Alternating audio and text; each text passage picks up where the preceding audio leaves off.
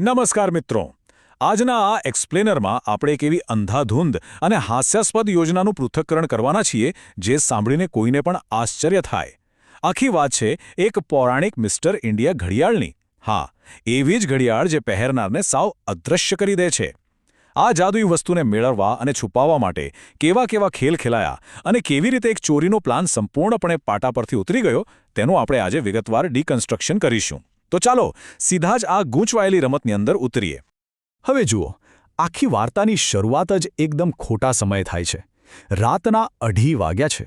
જરા કલ્પના કરો, આખું ગામ ગુસ્સામાં ખેગારને પકડવા માટે હાથ ધોઈને પાછળ પડ્યું છે. અને આવા સમયે ખેગાર ક્યાં જાય છે?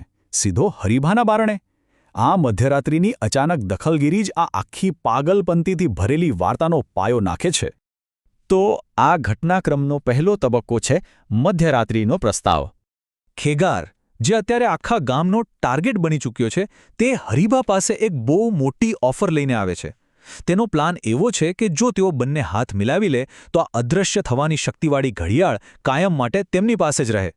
કોઈને ખબર જ ન પડે અને ગામ લોકો તેને હંમેશા માટે ભૂલી જાય. એક એવો પ્રસ્તાવ જે કોઈને પણ લાલચમાં નાખી દે. અને અહીંથી જ શરૂ થાય છે આપણો તબક્કો 2, કહેવાતો માસ્ટર પ્લાન. હવે આ લોકોએ જે પ્લાન બનાવ્યો છે ને, તે ખરેખર ગાંડપણની હદ વટાવી જાય છે. ચલો સ્ટેપ બાય સ્ટેપ સમજીએ.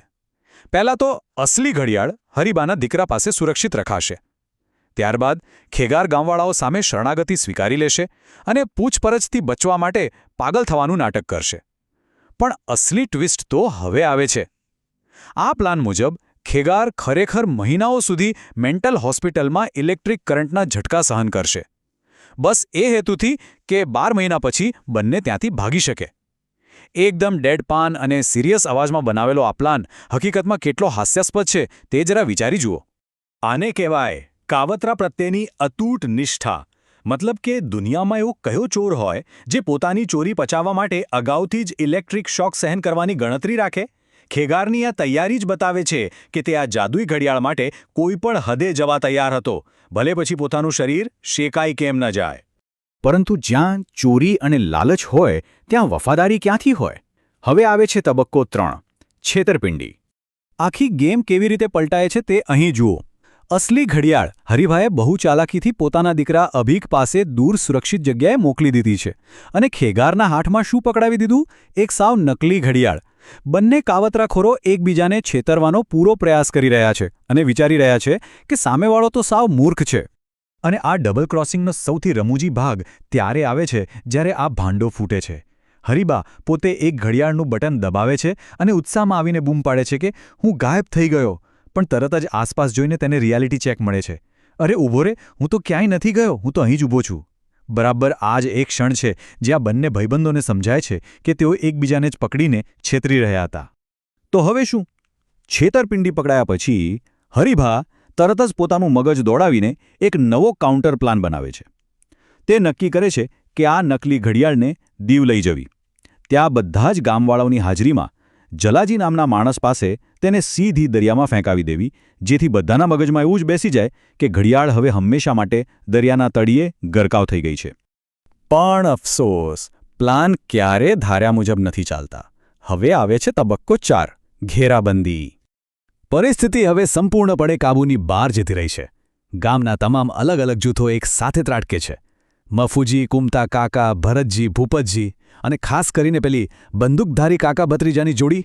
આ બધા જ ગુસ્સે ભરાયેલા લોકો આખરે આ બંને માસ્ટરમાઇન્ડ્સને ચારે બાજુથી ઘેરી લે છે. હવે એનથી બચવાનો કોઈ જ રસ્તો નથી. અને આંકડો સાંભળો, 50. જ્યારે આ ટોળાને એવું લાગે છે કે ઘડિયાળ હવે તેમના જ હાથમાં છે, ત્યારે તેમની માંગણીઓ આસમાને પહોંચી જાય છે.